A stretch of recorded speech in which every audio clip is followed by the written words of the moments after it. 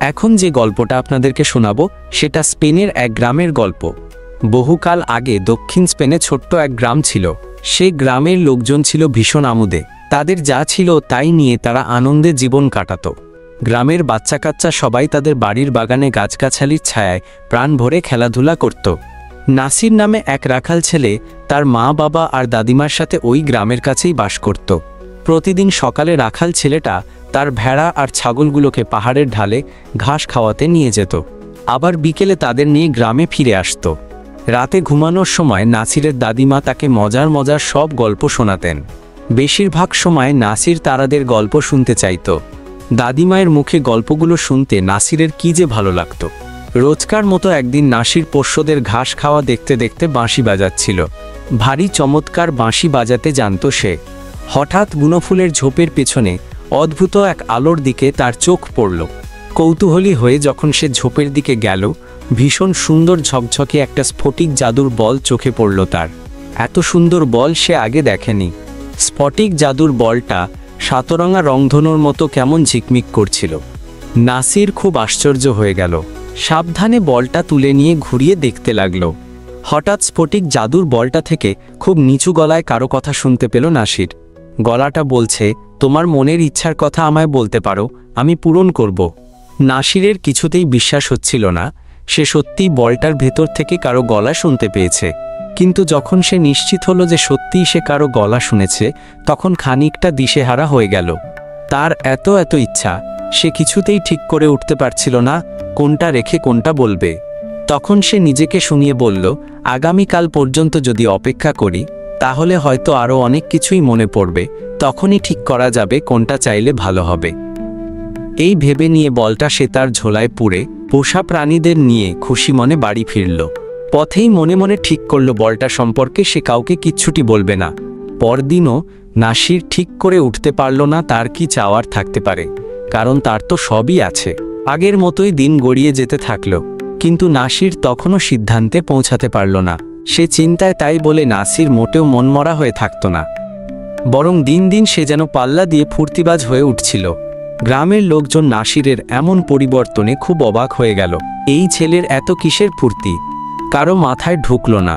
কি কারণে নাসির এত আনন্দে থাকে সেটা দেখবার জন্য একদিন ওই গ্রামেরই এক দুষ্টু ছেলে নাসির আর তার পোষ্যদের পিছু পিছু গিয়ে গাছের আড়ালে লুকিয়ে রইল। ভেড়া আর ছাগলগুলোকে মাঠে ছেড়ে দিয়ে এক কোণে বসে বলটা বের করে তার দিকে নাসির খানিকক্ষণ তাকিয়ে থাকল। গাছের আড়াল থেকে ছেলেটা চুপচাপ সব দেখল দূর থেকেই। সে তককে তককে থাকল কখন ক্লান্ত হয়ে নাসির ঘুমিয়ে পড়বে। কিছুক্ষণ পর সত্যি সত্যি নাসির ঘুমে ঢুলে পড়ল। সেই সুযোগে ছেলেটা স্ফটিক জাদুর বলটা বগল দাবা করে পালিয়ে গেল। স্ফটিক জাদুর বলটা নিয়ে গ্রামে পৌঁছে ছেলেটা দারুণ এক জিনিস দেখাবে বলে গ্রামের সবাইকে ডাকল। চমৎকার রংচঙে বলটা দেখে তো সবাই ভীষণ অবাক। তারা বলটা হাতে নিয়ে ঘুরিয়ে ফিরিয়ে দেখতে লাগল। হঠাৎ স্ফটিক জাদুর বলটা থেকে একটা নরম সরম গলা শুনতে পাওয়া গেল। ওটা থেকে কেউ বলছে, আমি তোমাদের ইচ্ছা পূরণ করতে পারি। এক গ্রামবাসী বলটা নিজের হাতে নিয়ে চেঁচিয়ে বলল, আমার এক থলে ভর্তি সোনাদানা চাই। আরেকজন বলটা নিয়ে প্রথমজনের চেয়ে আর এক পর্দা গলা তুলে চেঁচালো, আমার বাক্স ভর্তি গহনা চাই। কেউ কেউ তাদের পুরনো বাড়ির বদলে বিশাল সোনার দরজাওয়ালা নতুন বাড়ি চাইল। অনেকেই আবার কয়েক থলে ভর্তি গহনাগাটি চাইল। স্ফটিকের বল গ্রামবাসী সবার সব ইচ্ছা পূরণ হলো, কিন্তু তবুও গোটা গ্রামের কেউ নিজেকে সুখী ভেবে তৃপ্তি পাচ্ছিল না, কারণ তারা একে অন্যকে হিংসা করা শুরু করল। যার বাড়ি আছে সে হিংসা করতে শুরু করল যার থলে ভর্তি সোনা রয়েছে তাকে। আবার যার সোনা আছে সে হিংসা করা শুরু করল যার নিজের বিশাল বাড়ি আছে তাকে। আর এসব কারণে গ্রামবাসীরা একে অন্যের উপর রেগে মেগে কথা বলাই বন্ধ করে দিল। গ্রামের খোলা যেসব মাঠে আগে ছোট বাচ্চাগুলো খেলাধুলো করত সেগুলো আর আগের মতো ছিল না। সব জায়গা জুড়ে বিশাল বিশাল সব বাড়ি আর সোনাদানায় ভরে গেছে। বাচ্চাদের খেলাধুলোর জন্য কোনো জায়গা অবশিষ্ট ছিল না। গ্রামের বাচ্চাগুলো ভীষণ মনোমরা হয়ে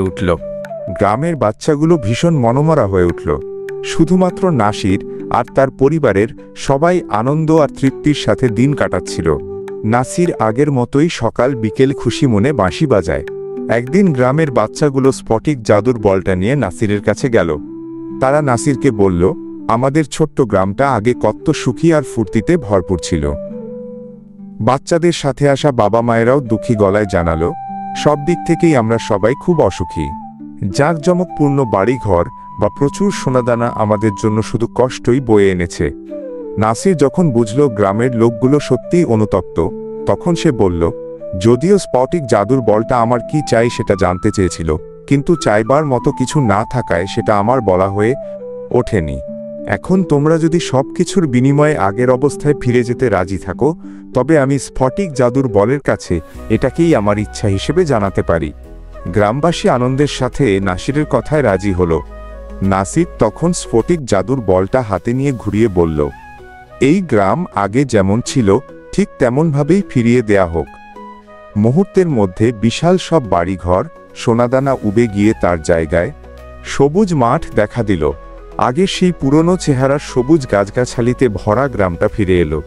আবারও গ্রামের মানুষজনের মন হাসি খুশিতে ভরে উঠল। বাচ্চারা সবুজ মাঠে গাছের ছায়ায় প্রাণ ভরে খেলার আনন্দে মাতল। নাসির আগের মতোই বাঁশি বাজিয়ে তার আনন্দ ভরা জীবন কাটাতে লাগল।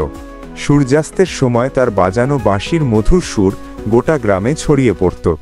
সে সুরে গ্রামের সবার মন ভরে উঠত।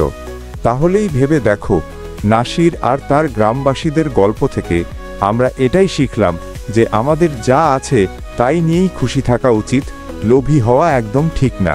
এই গল্পটি সত্যিই মন্ত্রমুগ্ধকর এবং শিক্ষণীয়। স্ফটিকের জাদুর বল কাহিনীটি আমাদের চোখে আঙুল দিয়ে দেখিয়ে দেয় আসল সুখ আসে তৃপ্তি আর পরস্পরের প্রতি ভালোবাসা থেকে, লোভ আর হিংসা থেকে নয়। এই গল্প থেকে আমরা যেসব মূল শিক্ষা পাই: 1. তুষ্টি আর কৃতজ্ঞতায় প্রকৃত সুখ এনে দেয়। নাসিরের মতো যার মনে চাওয়ার কিছুই ছিল না, সেই ছিল সবচেয়ে সুখী। 2. লোভ মানুষকে একাকী করে তোলে। গ্রামের লোকেরা যখন নিজেদের অতিরিক্ত চাওয়া পাওয়ায় ব্যস্ত হয়ে পড়ে, তখন তারা একে অপরকে হিংসা করতে শুরু করে। 3. বিলাসিতা কখনোই প্রকৃত শান্তি আনতে পারে না। সোনা গহনা, বড় বাড়ি পেয়েও মানুষ তৃপ্ত ছিল না। 4. একটি বাচ্চার মতো সৎ মন আর ত্যাগের মানসিকতাই সমাজকে রক্ষা করতে পারে। নাসির সবার সুখ ফিরিয়ে আনতে নিজের একমাত্র সুযোগটিও সবার জন্য কাজে লাগায়। এটি একটি চমৎকার শিশুতোষ নৈতিক গল্প, যা স্কুলের শিক্ষার্থীদের জন্য আদর্শ। ভিডিওটি ভালো লাগলে এডুকেশন বাংলা চ্যানেলটি সাবস্ক্রাইব করুন। নিয়মিত ভিডিও পেতে বেল বাটনটি ক্লিক করুন।